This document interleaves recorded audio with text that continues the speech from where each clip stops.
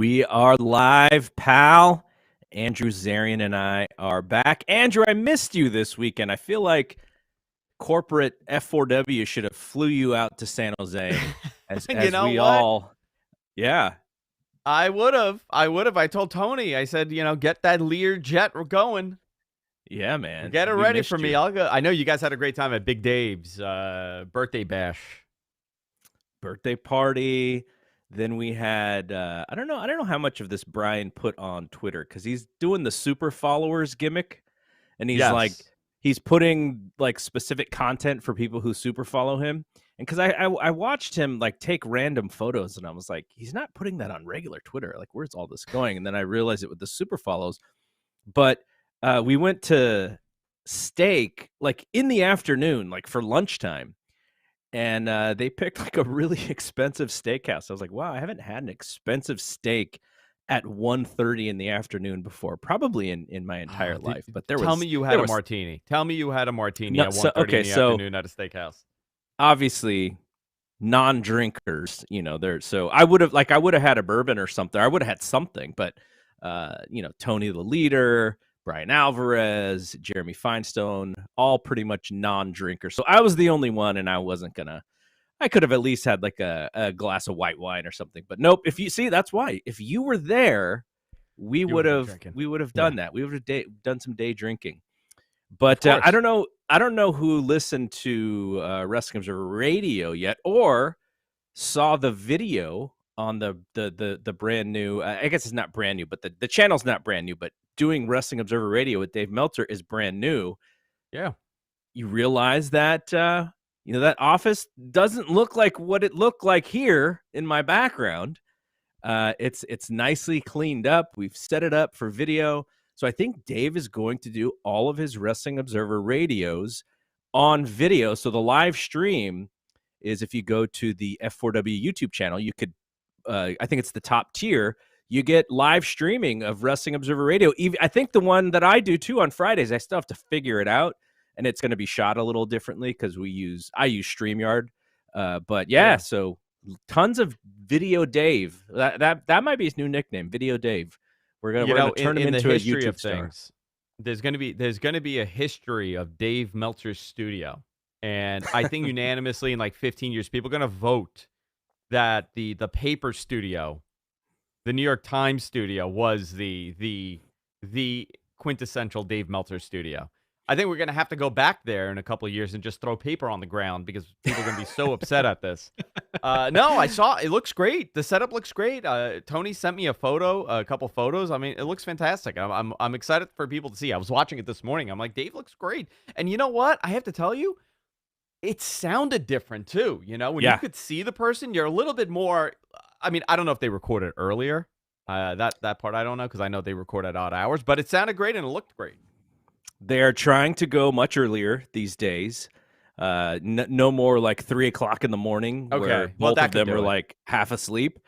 But also, and this is a dynamic that somebody in my Facebook group for the Fight Game Media, he is a big fan of F4W, of everybody's stuff. But he specifically said watching it or even listening to the audio podcast, he could tell that just the interaction and Brian and Dave being able to see each other, he thought it amped up the energy. So sort of like what you just said. And, that when you can see somebody, that I think that makes a big difference. Like, Absolutely. you and I. And also, Garrett, but here's the cool thing, right? The voyeuristic aspect of this is a big selling point. Like I always say, like the cameras are on me, but I'm not looking at you. I'm not talking to you. I'm not doing a show like this because I'm just looking at a camera. I like the whole, like you're looking at me. This is like you're spying on me. You get to see me in action rather than, this is a show and I'm talking to you this way. Right. But I agree with you. I thought the energy was great. I think, Tony did a great job. You guys all did a great job over there. And listen, new era for the Wrestling Observer radio show. 20 some odd years later, now it's a video show.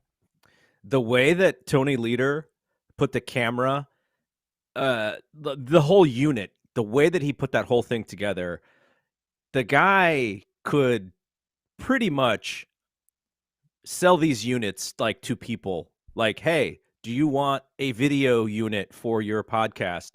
The way that he put it together was so creative and so just ingenuity. It was amazing that the way that guy's brain works. Oh, so he's brilliant. shout out to Tony. Big time. I know he's exhausted. He just messaged me that he's tired. So. People don't know. Tony and I talk all the time. Yeah, of course. I talk to him more than I talk to Dave and Brian, for sure. Yeah, me too. So I guess the other thing from that weekend that was a lot of fun was the birthday dinner, and we were at the sushi spot, and the entire weekend was so much fun. But whenever Brian and Tony come out this way, it's a lot of fun because we get to talk to each other through podcast or through text, but when we get to see each other, it's a lot of fun. And so Brian and Dave watching Rampage, and Dave watching UFC, and then them doing. I bailed out by the time NXT was on. I couldn't. But I heard Dave gets really excited and starts doing moves on everybody. He's like, come here, let me put you. Like, he puts people in headlocks and noogies them. It's a different Dave when you watch wrestling with him. What did you think of the picture that I tweeted? Because everyone was just mesmerized, as if he was like Big Papa Pump Scott Steiner in that photo. His arms are ridiculous. He said with Brian, he said that it's an optical illusion. It's like photo magic. No, I've seen this man in person. Well, okay, it's unbelievably impressive. He was not flexing. I can tell you that. He doesn't need to. He knows how to stand to where his posture looks good, and he understands how to pose for a photograph. He knows what he's doing. Okay, so before we get into the meat of this show, and really, I didn't even really. Usually, I have a rundown, and I'm texting you, going like, "Hey, here's what we're going to talk about." I don't know. I just felt like let's just roll with it today because there's not a whole lot of stuff that as far as topics are concerned, except for one thing, and we'll talk about that in a second, which is the CM Punk buyout story. But I know that you've talked about it on Wrestling Observer Live already, so we won't go super deep into it. But I think it's an interesting story. I spent a lot of time on the buyout. I don't think I did spend a lot of time on the buyout. So we'll talk about it. But before that, I need to get your thoughts on this NordVPN thing again, because I asked around, because I was like, I've used a VPN for work before. But I never used right. But I've never used it in the way that people use it for content. And so I was asking folks, and one of the ways that people use the VPN, and there you see NordVPN.com/F4W. You see that on the screen. But for the podcast listeners, that is the link, NordVPN.com/F4W. I didn't realize so many people use a VPN so that they can get the AEW Dynamite on Fight TV, because that is non-commercial, so you don't have the ads. And if you don't have cable, like maybe that's the way you watch a show. You pay the $5 a show and you watch it through Fight TV, and you're using the VPN. I was fascinated by what people use this stuff for. And then, of course, you mentioned last week that you are a big user of this product. Was there one specific thing that you were like, oh, I can go watch this now because I have this VPN? Was there a thing that you specifically wanted to use it for, that sort of like how people watch Dynamite? I'm gonna what's so funny you brought that, like, this is not part of the read or anything, right? Somebody else asked me that, because I said the same exact thing on Observer when I was talking about this, on my show, on Matman, when we were talking about this. Yeah. And a lot of people are like, what content? And I was trying to think back how far back I've subscribed to this, and I'm wondering, I'm just throwing it out. I'm not even 100% confident, but I feel like it was when The Office came off of Netflix in the US, but it was still in international use. Yeah. So I'm curious if it was The Office or it was something. It was just like a standard show that my wife and I loved, and I by mistake had the VPN on, and I didn't realize it. I'm like, oh man, look at what's on here. And then I look and I'm like, what are all these shows that I've never seen in the suggested? And I realized my VPN was on, which I was like, okay, this is really cool that you have access to this kind of stuff if you have a VPN. Also, I tend to use it daily because I have meetings in different offices. I have meetings in different types of places. Sometimes I'm in a coffee house having a meeting. Sometimes I'm at a bar. I don't like to connect directly because essentially you're telling these people your social security number. That's essentially what you're doing, because every number, your IP address identifies who you are, what kind of hardware you have, what kind of computer. I mean, essentially, you could find out a lot about somebody. So I don't like that. I don't want some sort of layer of protection, especially if I'm, going out and about and I'm not in the location I'm in normally. So I use it generally day to day for that. But for content consumption, it's a great tool. It's amazing. So you don't, and this isn't like you're taking content from one provider and, you're paying for the service. Right. Whether it's one of the streaming providers, whatever it is, you're paying for that service. Might as well get the most that you can. Sure. And this is why I absolutely love it. All right. So grab your exclusive NordVPN deal by going to nordvpn.com/F4W to get a huge discount off your plan, plus 4 months free. It's risk-free with Nord's 30-day money-back guarantee. All right, let's talk about some wrestling, as my dad would say. Let's talk about the CM Punk thing. Dave, on Friday morning, the Observer comes out. And, Friday morning is really like aggregation morning for a lot of websites like that. Like I wake up before I've even read the Observer. There's like 5 stories that are out based on the Observer. And, some of the other really good websites that have good reporting, like Fightful, that they have that happens on their website too. But man, I just saw this story everywhere. Like I jumped on Twitter and like one of the trending things was like CM Punk buyout. And I was like, what's going on here? And then I realized it was Dave's story. Now, I'm a little, I guess I'm not surprised, because this happens in real sports all the time. In the NBA, when it comes down to the end of the season, teams will buy players out. Russell Westbrook may get bought out this year because he's playing terribly for the Lakers. But ultimately, it's a way for Punk and AEW to shake hands on an agreement and say, okay, we don't need you. You don't need us. We'll come to some monetary agreement, 50 cents on the dollar, whatever it is, and we can go our separate ways. And the key is how soon until he would be able to show up in WWE, if that's what his goal was. Because that's what AEW is. That's what they are protecting against, is just him taking all of his, all of the goodness that he did for their company and just going right into WWE and bashing them on that show and all that. Do you know what I just did? Do you know what I just did right now? I just messaged someone over at WWE, and I point blank asked them, can you tell me if you guys are interested in Punk, if he's free to come over? Would love an answer by 5:00. Thanks. There you go. So we have some breaking news here. Well, maybe we might. Maybe we won't. Maybe they'll tell me to go F myself. I don't know. No, I think the Punk situation, I mean, most likely they will. The Punk situation is Matt, my producer, just reminded me I did an entire segment on this. I totally forgot about it. But my point here was, would he gets bought out, right? They buy his contract out or whatever. He's out for the next X amount of months. So how long of a non-compete will he have? Yep. Is it the extent of his injury? Is it going to be the extent of his contract? Because essentially, I'm assuming that's what they want to do, is buy him out for the remainder of the contract and have him sit at home till 2020, whatever. Right. But, that those are very difficult to fight in court. People have lost, especially, preventing someone from working or making more money. So I don't know if Punk wants to do that, but what are his opportunities to go anywhere in wrestling right now? Who could afford him? Obviously, we know the answer. And would they want him? Yeah. We don't know that answer. AEW could just ice him and pay him his money as his contract for as long as his contract goes. Yeah. And also, remember, he was hurt for a while.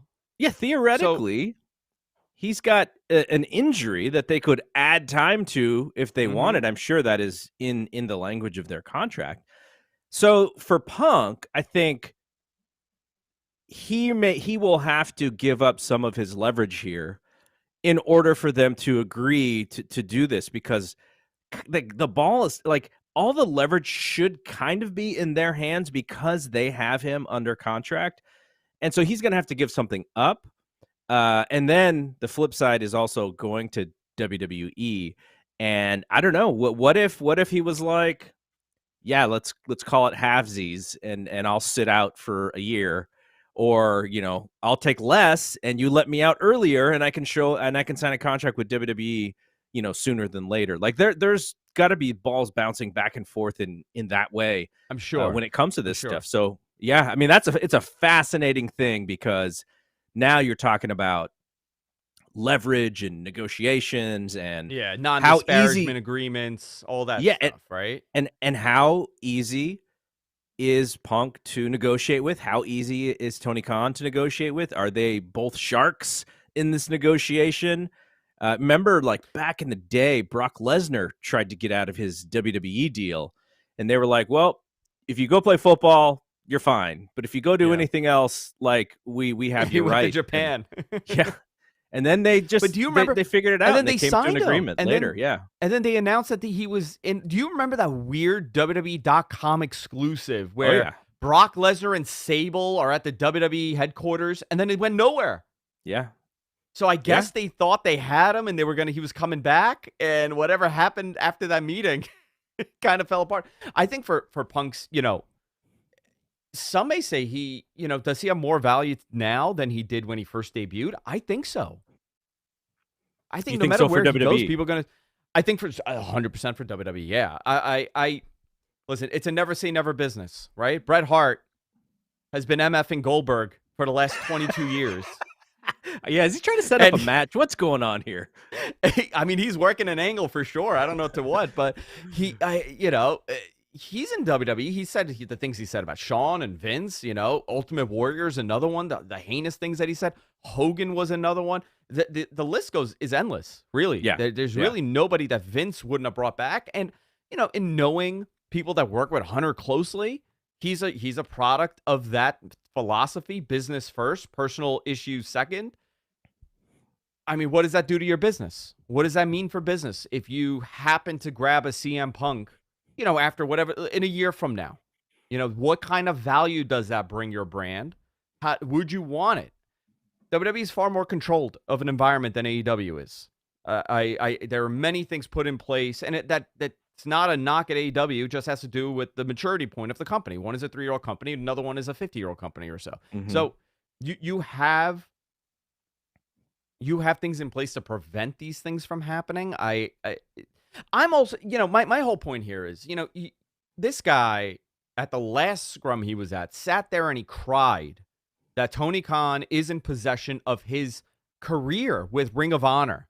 And that thank God that someone like Tony Khan has the archives and has his career, because he'll do right by the archives, right? He'll do right by guys like Danielson and Claudio and Punk and whoever else was in the early days of Ring of Honor. I think everybody knows that it's safe in his hands.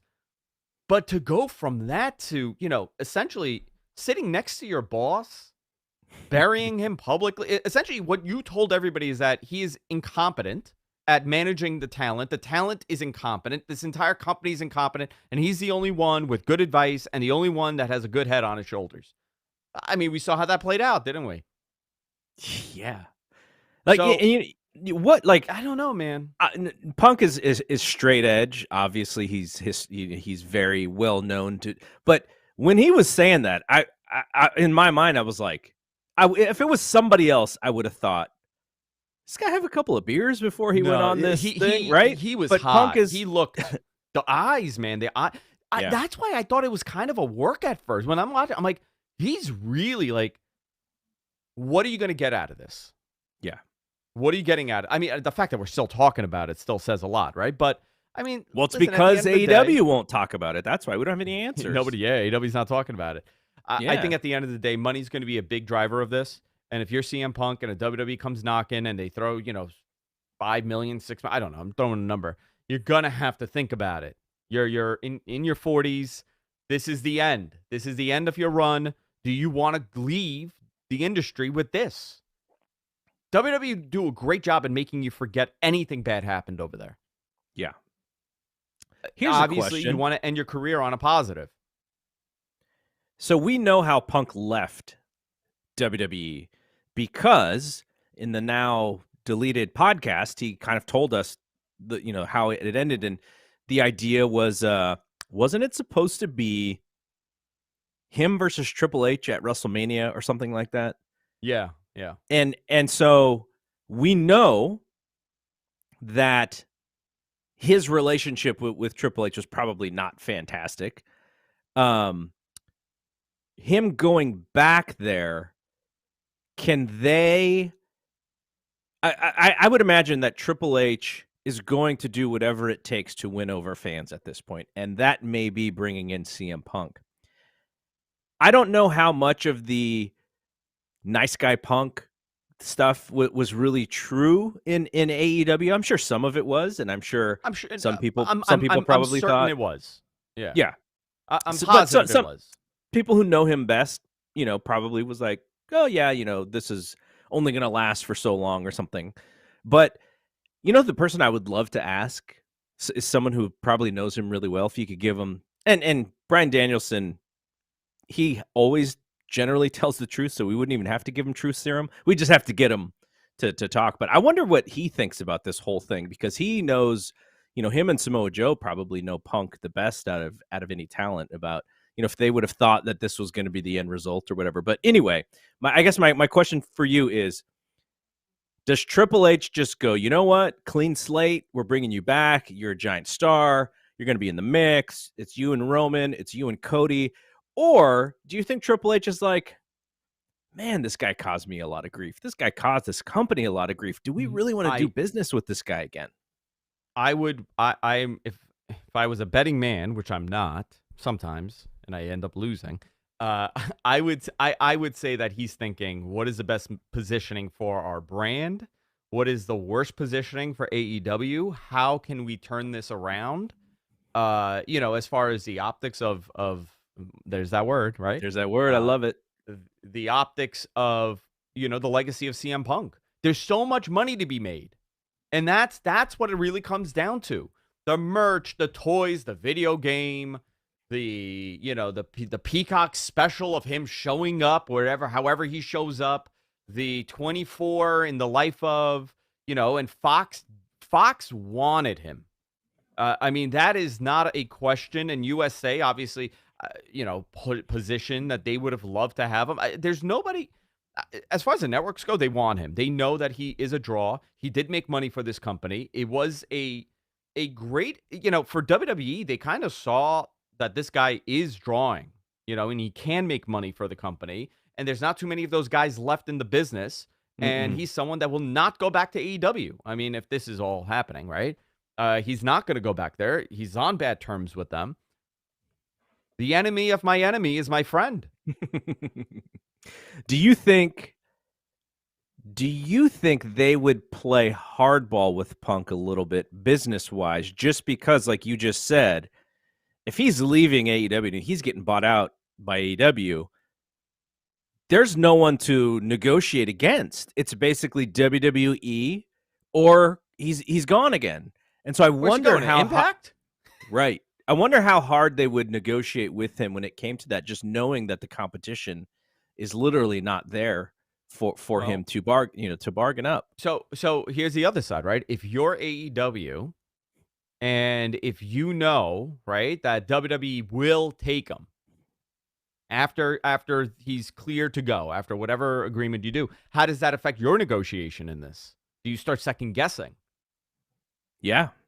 Do you try 100%. To put him on ice even longer? Do you get more aggressive with, preventing him from going there? These are all things that are going to come into play. It's not this cut and dry decision, because this one decision will impact wrestling, no pun intended, for the next 5 years or so. I would 100%. It won't impact wrestling, though. It'll impact wrestling. It will not impact wrestling. Yeah, the whole thing's fascinating. I can't, like Dave mentioned last night on Wrestling Observer Radio, that he sort of feels like there's going to be an end to this story sooner than later, especially when it comes to the Elite. They've looked in the crystal ball. And so here, how would you, because Tony Khan specifically has not mentioned Kenny Omega or the Young Bucks on television, or his announcers haven't mentioned them barely, if at all. There's no record of them.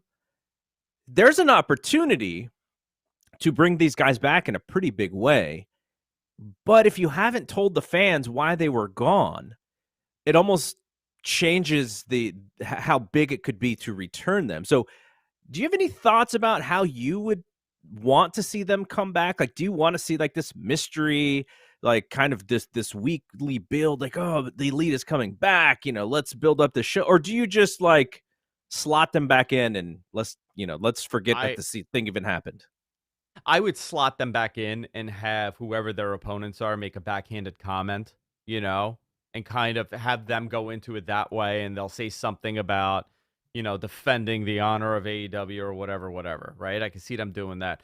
I don't necessarily think, I don't necessarily think they should sit there and do like a what happened here. Yeah. I don't see them doing that. I think it's more about getting them back on that roster, because you could tell, watching Dynamite last week, which was a good Dynamite, their roster is lacking without Kenny Omega. Kenny Omega has now wrestled in how long? You know what I mean? Like, forget about he was that in a trios though, match, right?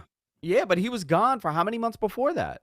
Yeah, he was gone for he a left. long He came while. back for 3-4 weeks, and then he's gone again. And this is the guy that you essentially were building as your flagship when you started this company, and he's barely wrestled in 2022. He wrestled 3 matches or whatever it was, 2 matches. So, listen, I think it's time to bring them back? Yeah, if the investigation shows that, they were in the clear or whatever it's going to show, or at this point you just say hell with it. Listen, I got to make money. It may, they were in the wrong too, but we got to think about the future of this company and everybody else involved. And sometimes you got to make a really bad decision. Whether that's keeping Punk, I don't know. I don't think it's keeping Punk, but whatever that decision is, you got to think about the future of that company too. Now, you mentioned that WWE, the way that they run their company is a little bit more iron-fisted than AEW. If you were Tony Khan and Kenny Omega comes back to TV and he kind of wants to cut this very emotional promo about what happened, do you tell him like, nope, we're beyond this, like I don't even want a subtle reference, like let's just move on? Or can you use this as business? I would say you could use it as business if you were going to work it into something. Like Mike M and our chairman, Tony should make money with the Punk and Elite war.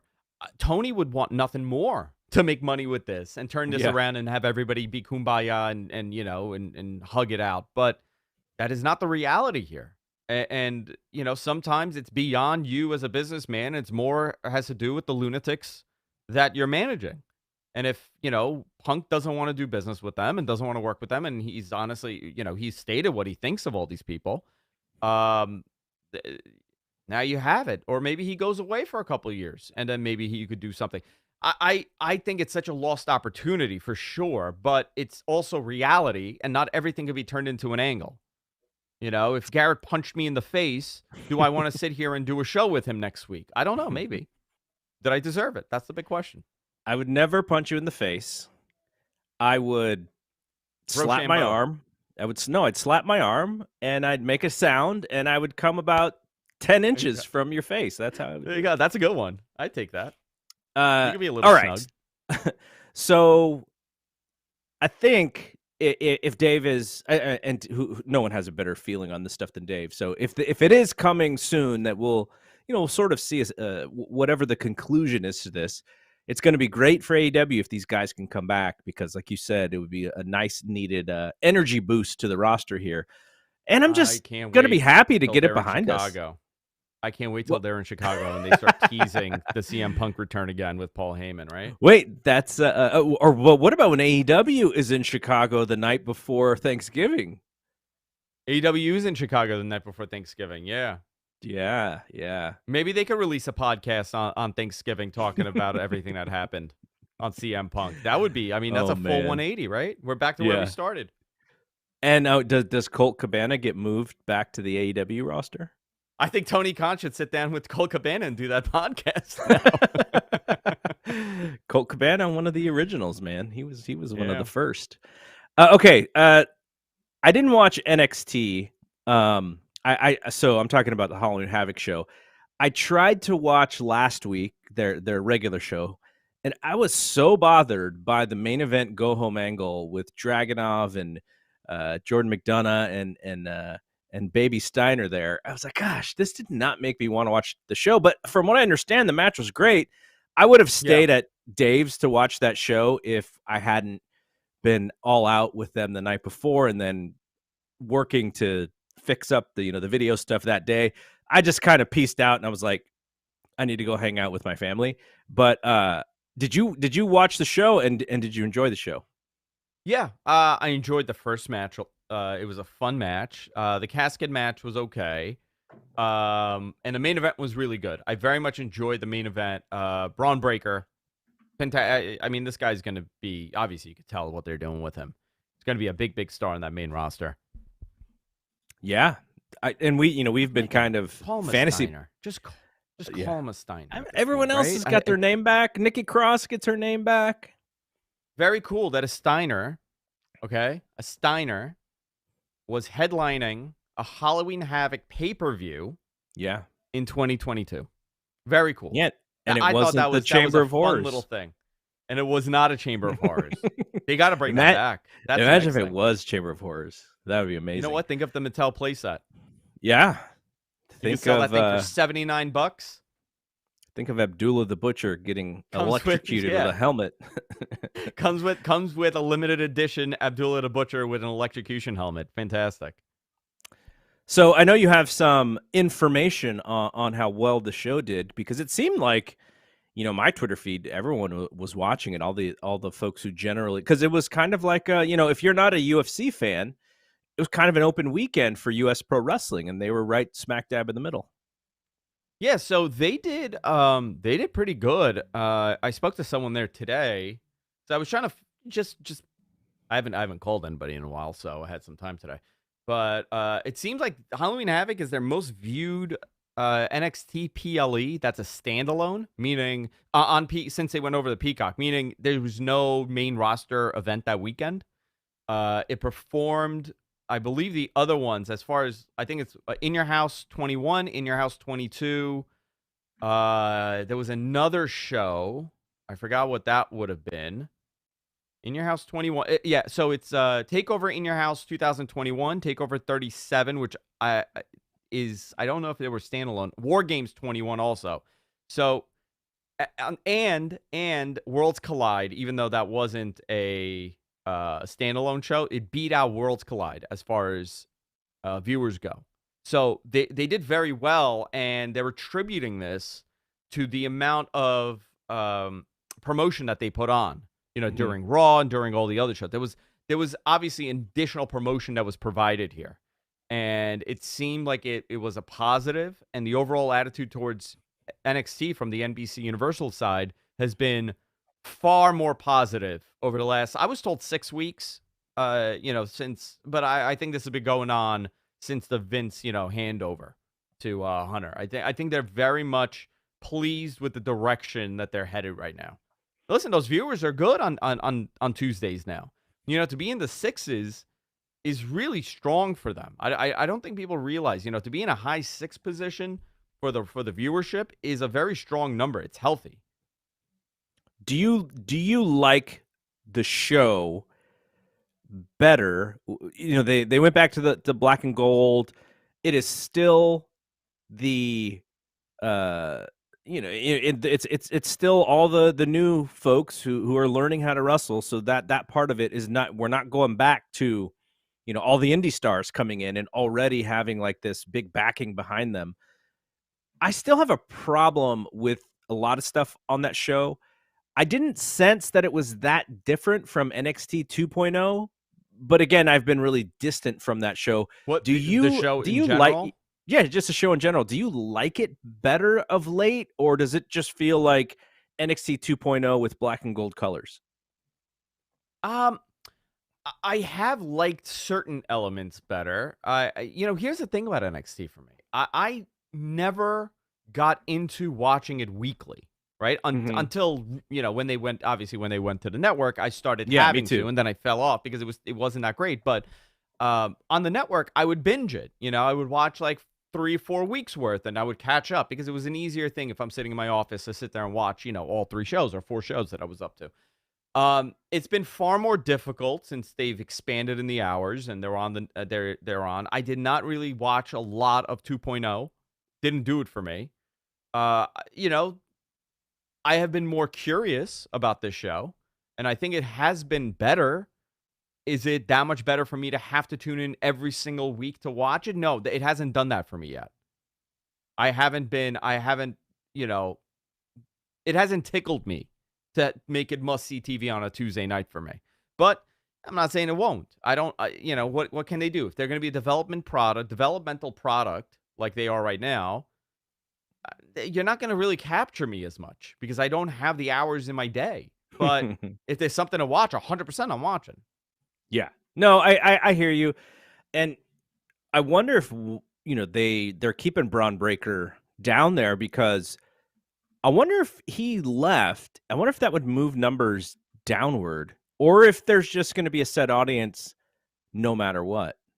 I think that show has to have a set audience no matter what, because you don't want to fall under the same trap that you did with the previous NXT version, not 2.0, but the original NXT, where you have guys like Nakamura and you have guys like Balor and Kevin Owens, and you don't want to move over because you're afraid it's going to hurt the viewership on your main product.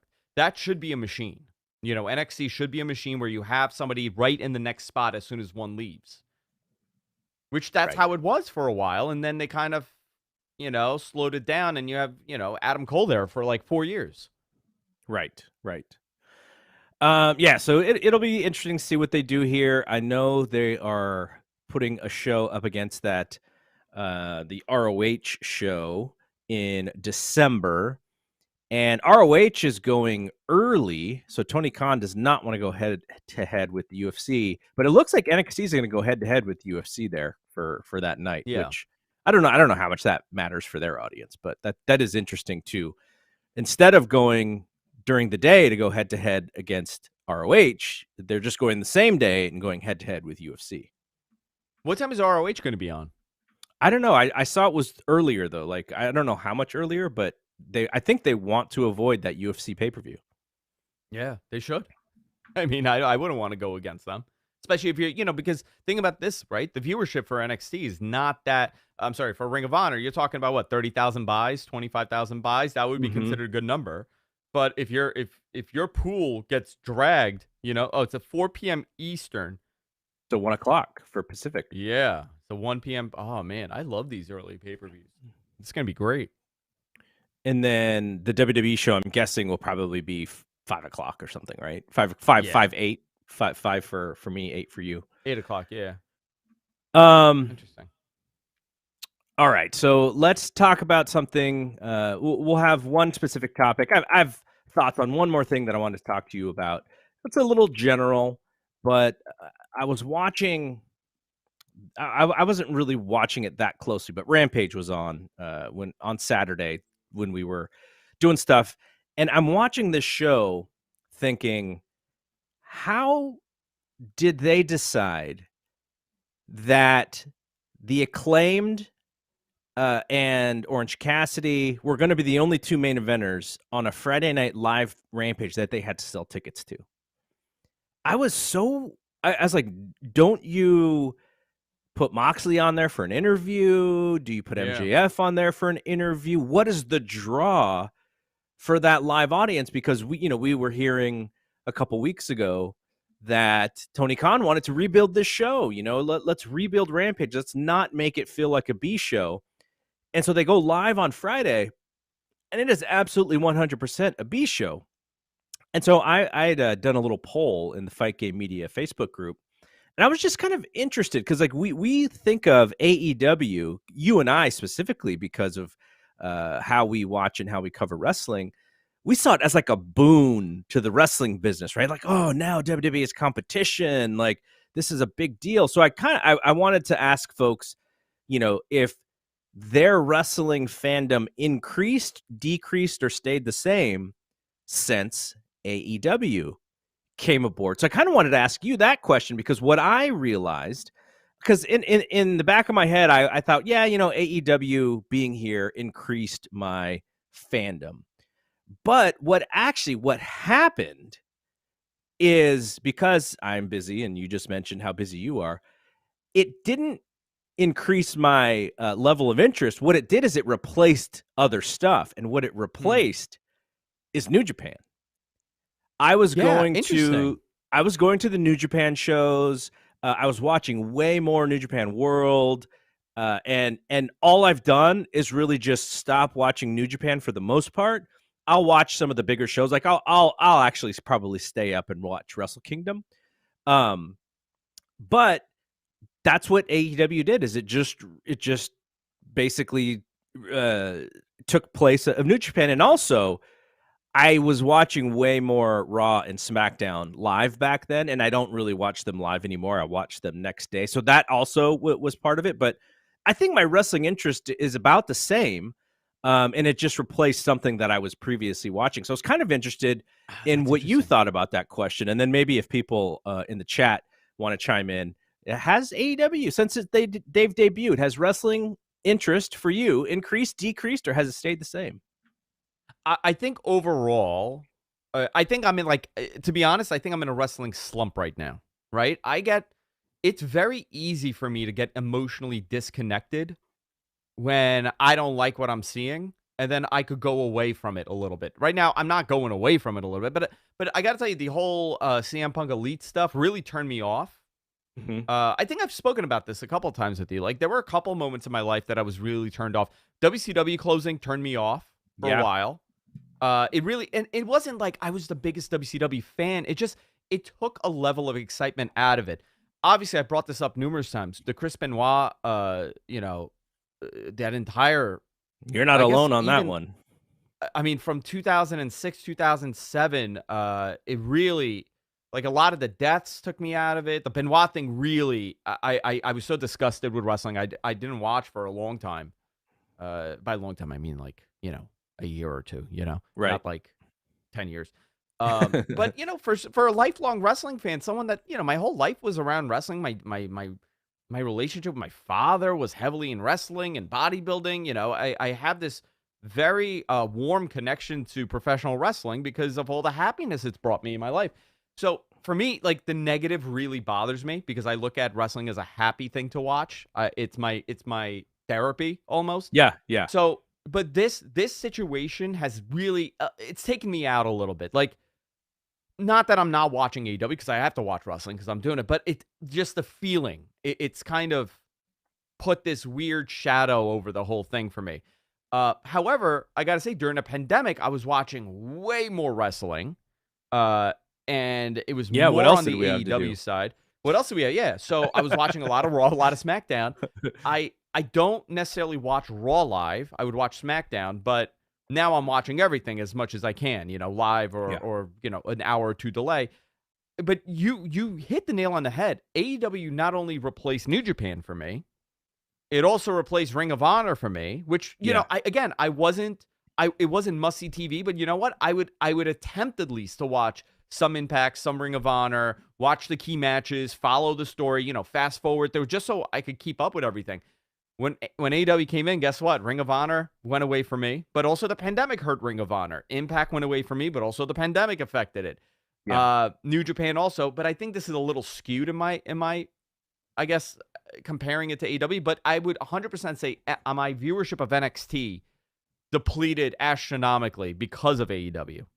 That was the one that took a hit. Not anything, not really anything else, because the pandemic played a part in a lot of the other stuff. They couldn't run the shows that they wanted to run. So I would say it was AEW hurt NXT more than it hurt WWE for me. Now, here's a question. I think this is probably unanswerable, but I think the Punk and the Elite thing bothered us so much because of how closely we are to these scenarios because of what we do.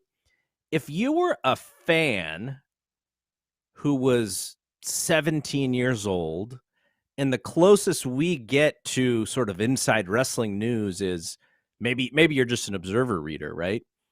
Isn't there intrigue there just because you're not that close, but because we are really close, it's almost like, oh gosh, this is just, why are we even screwing this whole thing up? We have this, business. Why are we ruining business? But as a fan, you don't necessarily think about that. And I wonder if this had happened in a time when we weren't as close to things, if we would be that frustrated by what happened.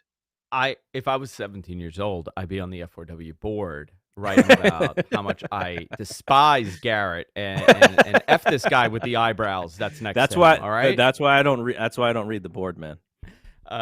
Listen, it's part of the game. What are you gonna do? I like the people. Listen, people like you, people don't like you. It's up to them. You can't do anything to change that, really. Yeah. You can block them on Twitter. That's about it. You can block them on Twitter. I don't even block them. Whatever. What are you gonna do? Yell at me? Okay. It's wrestling, dude. how I'm not talking about political. I'm not talking about Kanye West.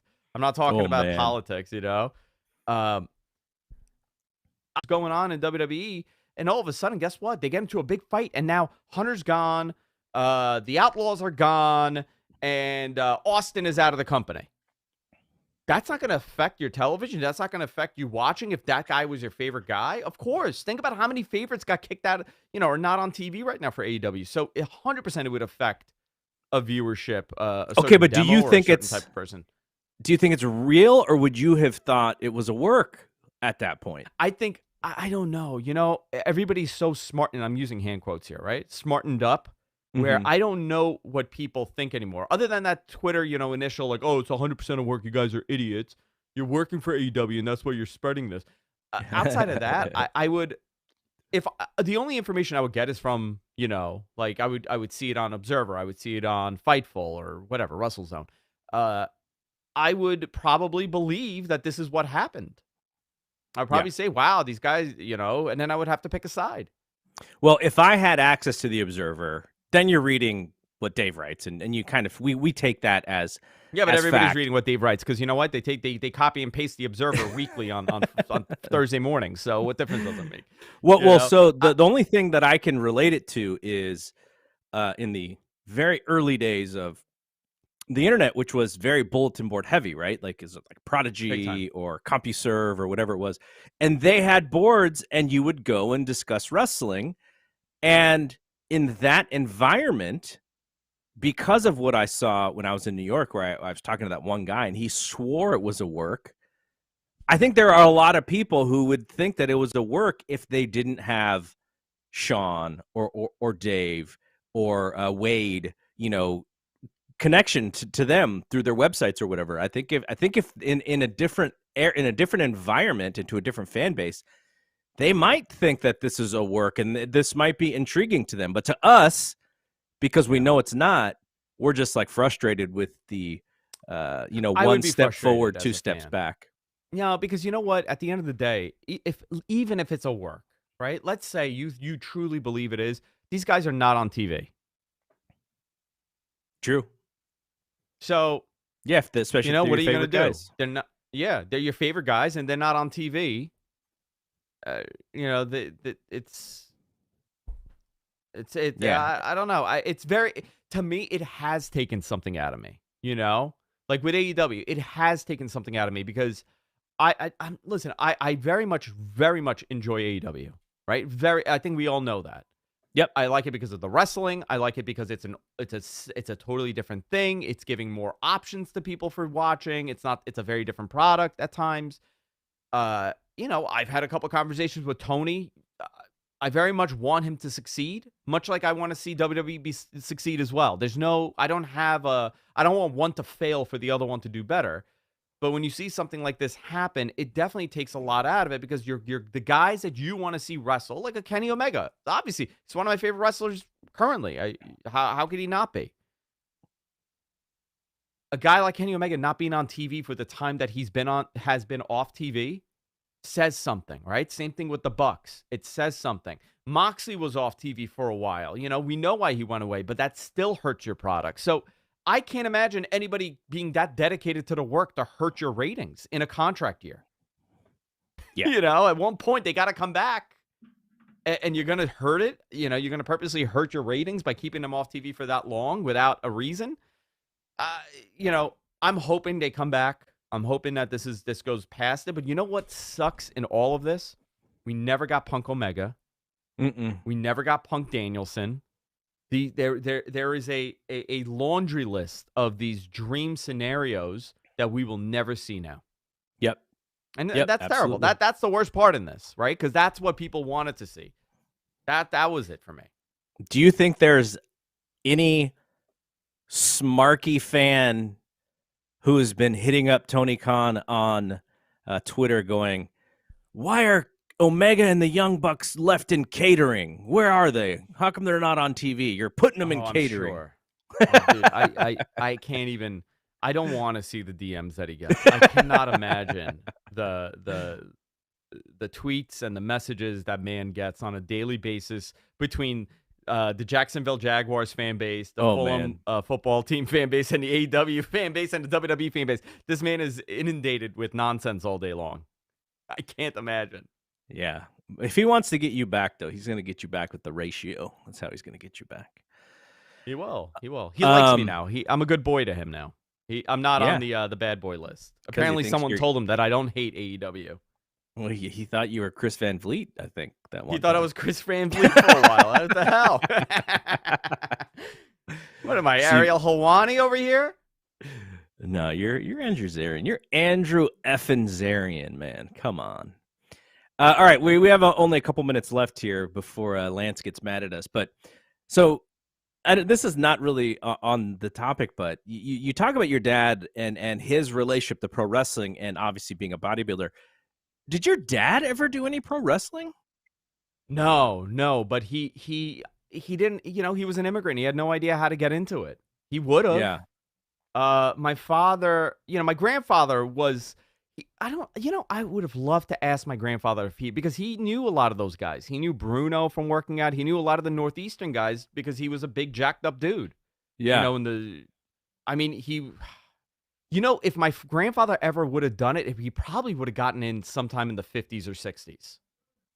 And I don't know if that was a reality, right? To enter that easily. But my dad, my dad was a big bodybuilder. But he came here late. He was back and forth as a child, but he was in this country in 78, 79, like officially in the country. So, at that point, he's 22 years old. I guess 22, 23. I think so. Something like that. I don't know. Maybe I'm wrong. No, older than that. He was in his mid-20s. So I think the access to stuff like that was difficult. But you know what? My father's a very tough guy. He slowed down in his old age, but he was a maniac. Like my father was like a real deal jacked up maniac. So I think he would have fit in so perfectly in that era of professional wrestling. Wait, so... I mean, those wrestling stories where you hear like those crazy, crazy stories. Yeah. My father's told me the same exact story. So like how old was he when he had you? My dad was 31 when he had me. Okay.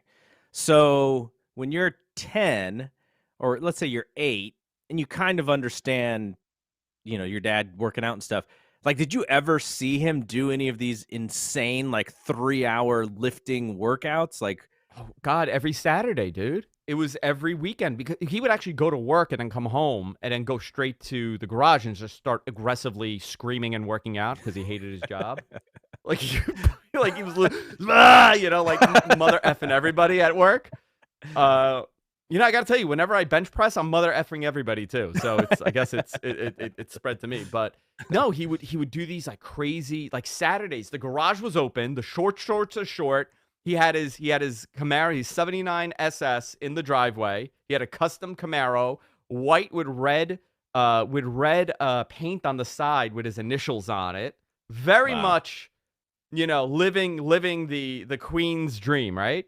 He would start and he had like the bodybuilding posters on the wall. Like he had all of them. Like it was so common for my father to be in his tank top and shorts, just like aggressively screaming and working out. And then he would come in and he would go to my mother. He's like, Nadia. My mother's name is Nadia. Nadia, check this out. And he would shake his pecs one by one. And we would get such a kick out of it. Like all the kids, like my cousins were like, my dad is jacked, Oh, that's a great story. All right, we have like 3 minutes left. We didn't even talk about Raw. We didn't talk about I got to bring him Ripley in one day. Slam her. Oh, totally. I'll bring him in the studio. Yeah, you know what? I'll have my father come in and he'll tell a crazy story somewhere. Dude, heck yeah, I'm in. But we didn't talk about the Rhea Ripley slam heard around the world on Luke Gallows. We didn't hear about R-Truth. He got through the whole song. He got through the whole What's Up song on Raw. I was loving it. I liked it. He said Lottie Dottie, I like to party, and then he used karate in the next rhyme. Like, I was like, man, I've never heard this song all the way through. That was fun. Very meta, by the way. Who? Very meta with that reference he made, because right now there's a meme on TikTok and it's about every old school rap song. And they make fun of it. They think it's ridiculous. So they go lottie dottie, be la ba body. Every rap song is that to them. Like any rap song from the 80s is that to like the kids today. So it was very meta. Funny. That's funny. And then there was the main event. Nikki Cross comes back, so she gets her name back. She's back. We got to see a lot of Johnny Gargano on this show. Man. Yeah. We saw a lot of Johnny. We saw a lot of Miz. Miz has some secret that is the reason. Well, Johnny Gargano said he was hurt. Miz said he hadn't seen him, as if he was like missing in action, and Gargano's like, no, I just texted him. He's injured.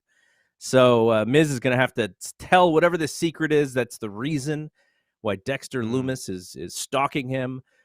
I hope that he just gives the greatest reason, and then Lumis is like, okay, good. That's fine with me. Now I'm leaving, because, man, I do not like this Dexter Lumis stuff. It is a weird roster, though, right? Raw is a very strange combination of talent. Baron Corbin with John Layfield. JBL. Jesus, wearing his European wide-cut Janko jeans-style dress pants. I couldn't believe it. It has to be a rib, right? Somebody was messing with him, because this man knows how to dress. Yeah, I don't know. He didn't put that on. Maybe he's trying to bring him back, right? Because those were like maybe he's trying to pull a Vince. Those are like those are Vince's suits from back in the day. The wider, all right. All right, we will get out of here. So Matt Men is on which day this week? Are we Fridays? Matt Men's on Friday. Yeah, We've moved it to Fridays to see. Because all the news breaks on Thursday, right? Yeah. Like Thursday, all the news is out. So we do the show, and by the time it's posted, it's an outdated show. Yeah, totally. It makes sense. We're moving it to Friday, so at least we have that Friday going into the weekend thing going. And then for me, Fight Game Podcast with John LaRocca tomorrow night. And Dave and I, hopefully, on Friday. I have a question for you. Yeah. Now that Dave has video, there may be something probably early 2023, right? Is that what we're thinking? Oh, yes. Or maybe later this year? I thought you were going to ask if he was going to shake his pecs on the camera for a second. Dude, you know what? I'm going to ask him. I would tip him. We'll start tipping. I just want Dave in a Gold's Gym, like the spaghetti one. Yeah. I'm sure he's got it. He's got them. Dude, his workout videos, that would sell. Yeah, it would. So what Andrew's alluding to is there might be a show down the line with the two of us and Dave, specifically about the history of wrestling. We're kind of getting that going, but that is, if I can get this video stuff done and we can kind of create a schedule, I got to go. If I can go live on Friday with him and everything's sort of all ducks in the row, then we can focus on this other idea. So, all righty, that is going to be it from here. So for Andrew, I am Double G. We'll see you when we see you. Peace out.